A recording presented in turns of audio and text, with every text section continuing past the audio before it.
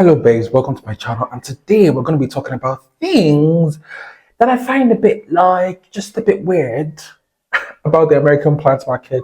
Obviously, my intent is not to be controversial. I'm just stating things from an outside observer. I say an outside observer because I do not even live in America. I am not even an American. I'm just a Nigerian plant icon based here in Lagos, Nigeria, who happens to be exposed to a lot of American plant content. Whatever part of the world you live in, as long as you consume plant content, you're going to be exposed to a lot of plant content from America. And that's because American plant content creators produce the most plant content, really.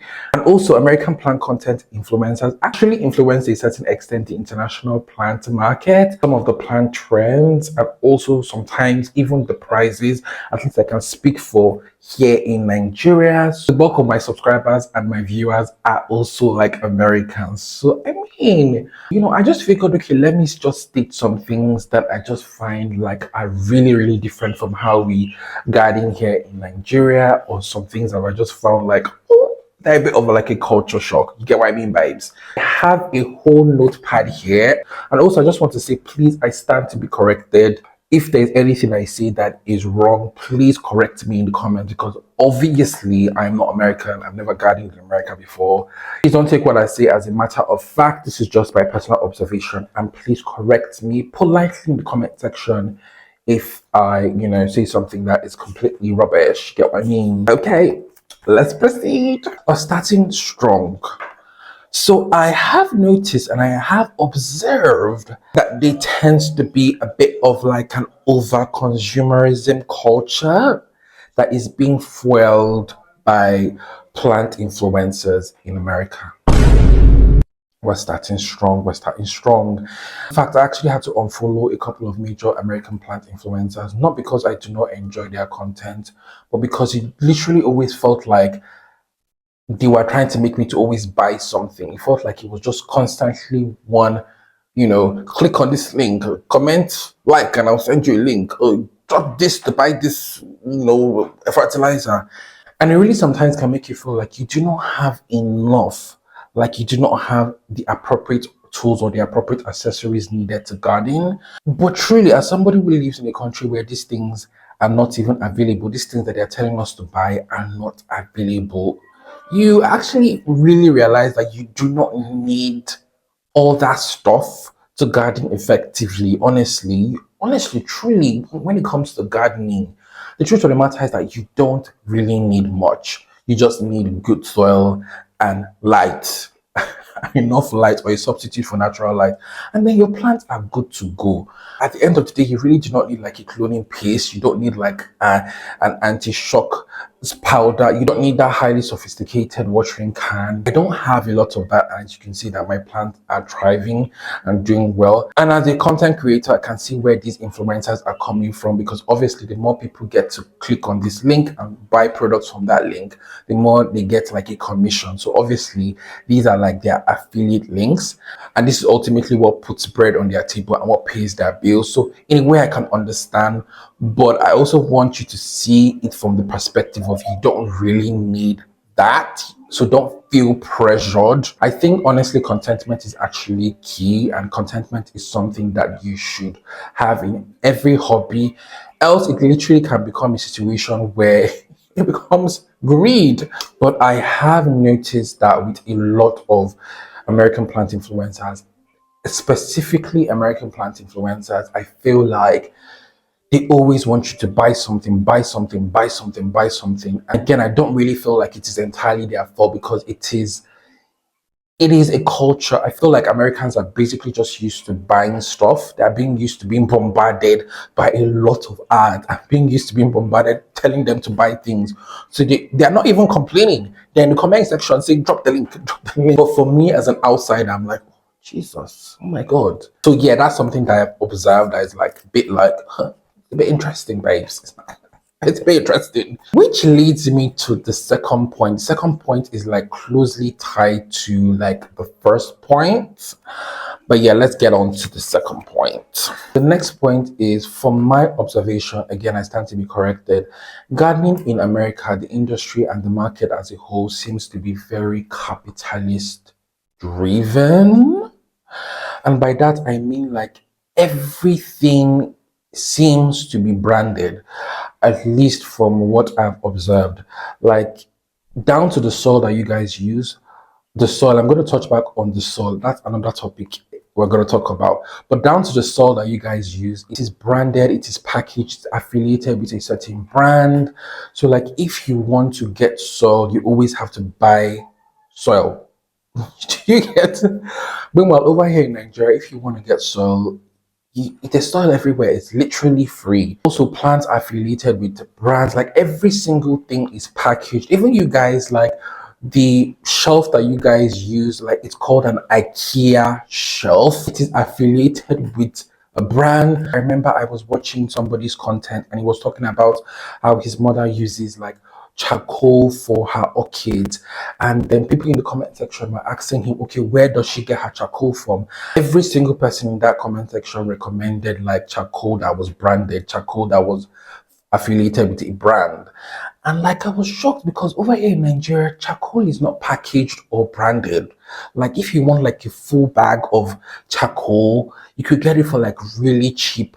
It's not affiliated with any brand. When I actually Googled the brands that people were recommending in that TikTok or in that reel, I saw that they were selling charcoal in like these really small bags for like maybe like $10 to $15. And I was like, what?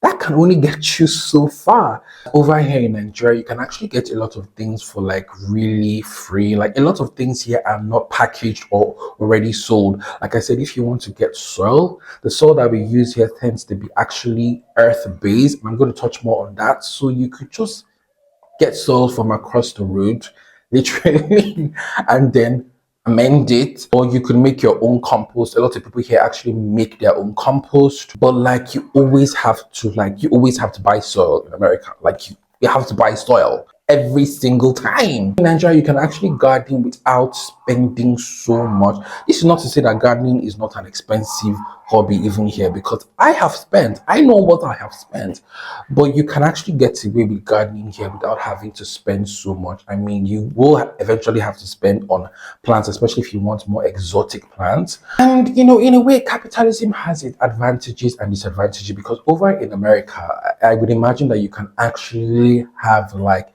an established career in the plant industry and in the plant market. So like I said, it seems like everything's affiliated with a brand, and there is actually like a profit chain that obviously gets to the pockets of certain people. So you can comfortably have like a career, you can pay your rent, you can raise your children, you can pay your school fees. Whereas over here in Nigeria, it is still seen first and foremost as a hobby. So people that try to profit off it, sometimes it is met with like resistance, especially when I first came into the industry and I would want to like charge people for consultation services or like sell my potty mix. It was always like, you know, met initially with some resistance. Things are beginning to change right now, honestly, because I mean, I have a career of it in Nigeria. It is ultimately what pays my bills, but the struggle has been real. So it does have its advantages and it does have its disadvantages, if you get what I mean.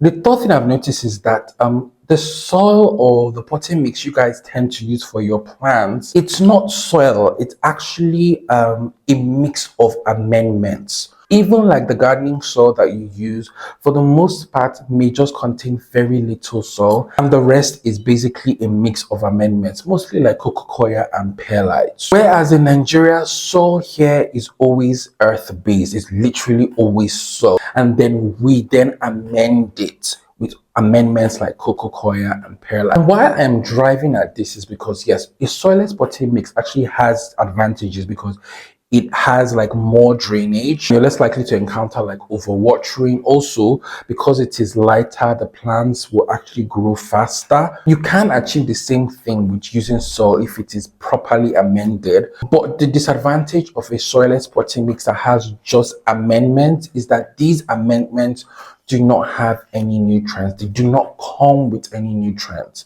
Absolutely none. Your cocoa, your pumice, your perlite, your leca, whatever substrate you want to use, doesn't come with any nutrients that the plants can use. So you always have to fertilize that plant if you want it to grow, which means you are always going to have to spend money on fertilizers. Like, that is why I say gardening in America is like, they want you to always spend money. They want you to spend money. So if you are always gonna have to buy fertilizers for the rest of your life, babes. Whereas over here in Nigeria, because the bulk of like what we use to pot our plants is made from soil, soil already has nutrients. So you can actually go a long time without fertilizing your plants. Honestly, like a lot of gardeners here in Nigeria, we don't readily fertilize our plants the way you guys in the States seem to do, like on a weekly basis, all of that. Even me, I only just recently started fertilizing my plants. When we do fertilize our plants, we tend to lean towards more organic fertilizers, which actually over time replenish the organic matter of the soil and like bring back the soil to life. Do you get? So like you don't necessarily have to keep fertilizing every now and then. I just theorize, and again, I may be wrong. Please correct me if I'm wrong. I'm just theorizing that why there is like such a push and such like a cultural norm towards like a potting mix that is entirely amendment, a soilless potting mix, is that they want you to keep spending on fertilizers. They want you to keep buying fertilizers, yeah, so that you can keep feeding this industry, this market. Like, do you get where I'm coming from? Am I just being like a conspiracy theorist here? But yeah, that's one thing I sort of like I've noticed. So if I ever, for example, move to the States, I'm gonna have to be spending more on fertilizers than I've ever done before in my life if I had a vast collection. As somebody who has over like 500 plants, it will cost me like a lot if I were to spend on fertilizers the way I would imagine the average American has to. So yeah, let me know if you feel me or if I'm being crazy in the comment section. Yeah. Moving on to the next one. You guys are gonna think I'm even a bit more crazy with this one, but hear me out. So the next one is fungus gnats. So fungus gnats seem to be like an endemic problem in the States with American gardeners, not just American gardeners, but people that garden in like North America and Europe. Like it seems to be like a major houseplant pest and a houseplant nuisance that you guys encounter. But over here in Nigeria, fungus gnats are not a problem at all. Like I used to ask myself, what does a fungus gnat look like? I had never actually heard about it until I eventually started watching more content by American plant content creators, and I realized that, oh my god, like fungus gnats exist. But the one and only time I encountered fungus gnats, and this is where I come up with this theory, and some would think it's a conspiracy, but the one and only time I encountered fungus gnats was when I decided to buy soil or a potting mix by a very popular American brand. Like, I just really wanted to try it. They were selling it here, so I was like, oh my god, yay! So I bought like several bags, and guys, every single plant I used that soil to pot suddenly developed fungus gnats out of nowhere. Like, I had never experienced fungus gnats before in my life until I eventually used that. And I'm going to insert an image. I literally even saw the lava in the soil.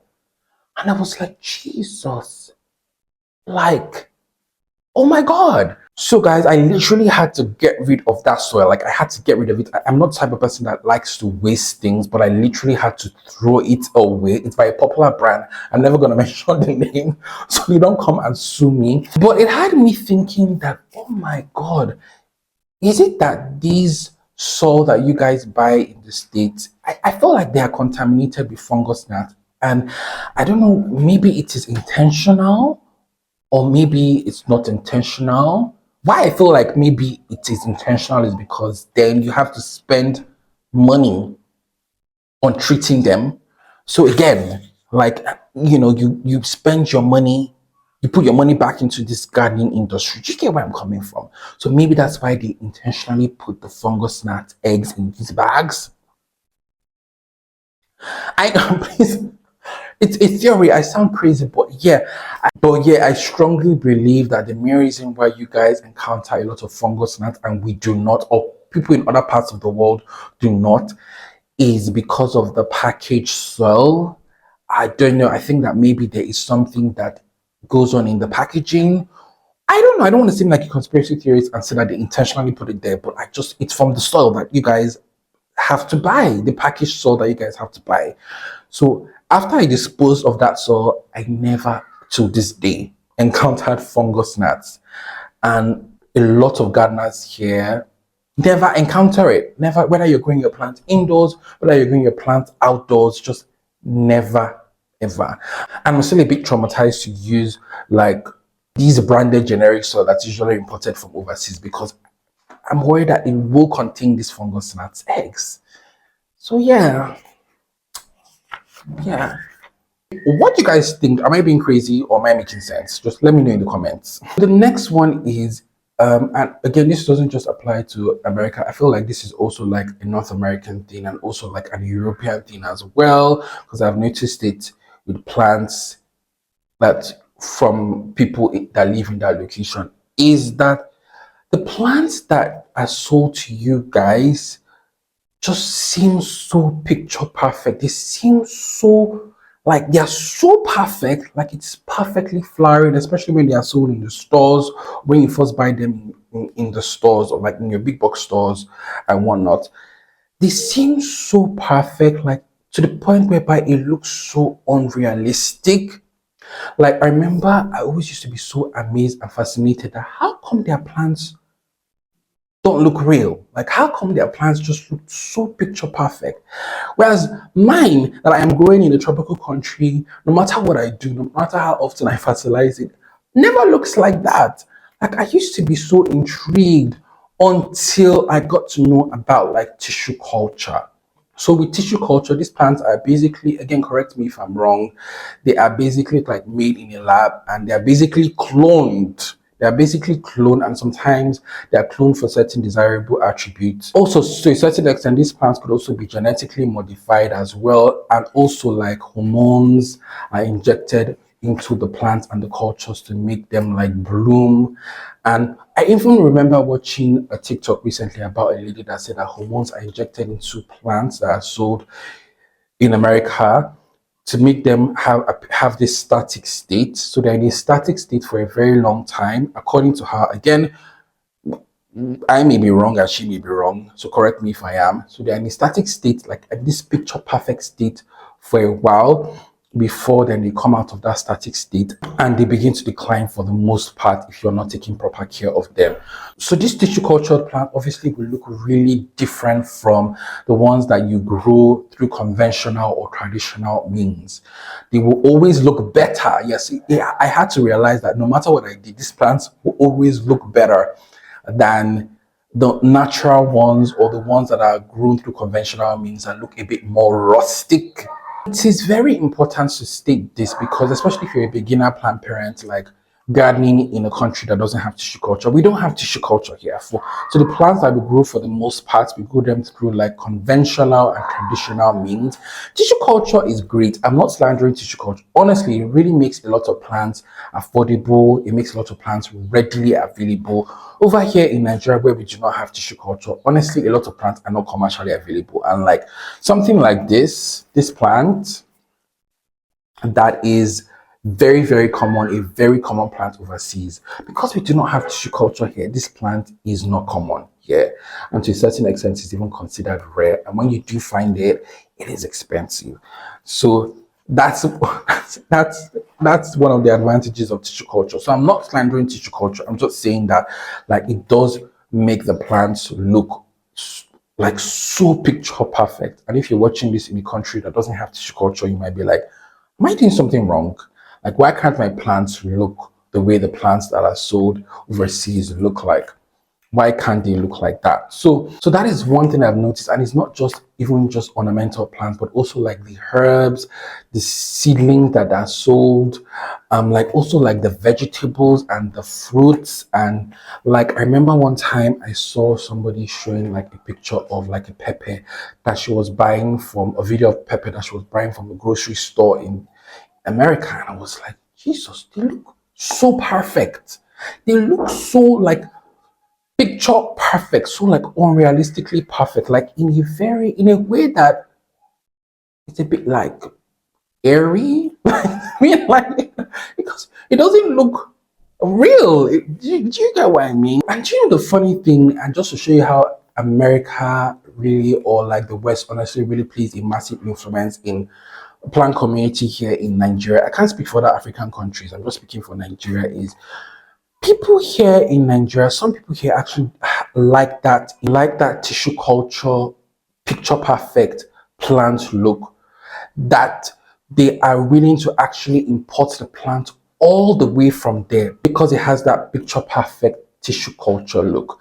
So there are people here in Nigeria that actually import things like golden pothos.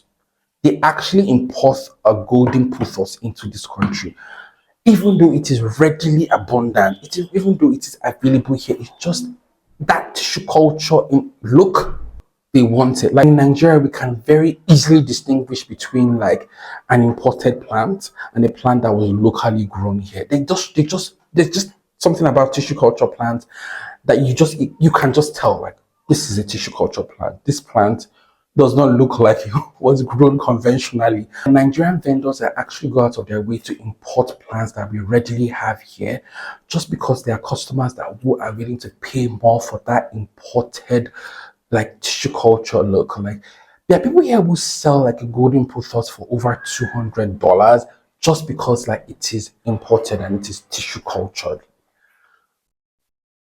It sounds crazy, but it is real. It sounds crazy, but it is real. So yeah. So this last one is like a minor thing, but I just figured to mention it here. I think we have like 5 now. Do you have more than 5? I'm not keeping count. But like the last point is, do you guys have like a different meaning of the word gardening than we do here? So like gardening from, again, please correct me if I'm wrong, but gardening for you guys in America, it seems to be more like edible plants, more like outdoor focus, like planting perennials, like edible plants, planting herbs, fruits and vegetables. Like there's a clear distinction between like gardening and then house plants. And I quickly had to, because the bulk of my viewers are from America, I quickly had to start adjusting my titles on YouTube so people don't mistake my videos for like gardening videos. Okay, this person is into like herbs and vegetables. No, whereas in Nigeria, gardening is basically like a broad term that whether you're growing houseplants in pots, whether you're growing vegetables, whether you're growing trees, it's like a broad term that describes any and anyone, whether you're growing ornamental plants indoors or whether you're growing ornamental plants outdoors. So gardening here is both used for house plants and for edible plants, as long as you're growing anything green. And just like a small observation I just figured to talk about. So, yeah. Anyways, we have come to the end of this video. I hope you guys enjoyed it. Honestly, I hope I stated this in a way that was respectful and I didn't offend anyone. I really, truly, truly love and appreciate my American followers and subscribers because you guys honestly engage with my content the most.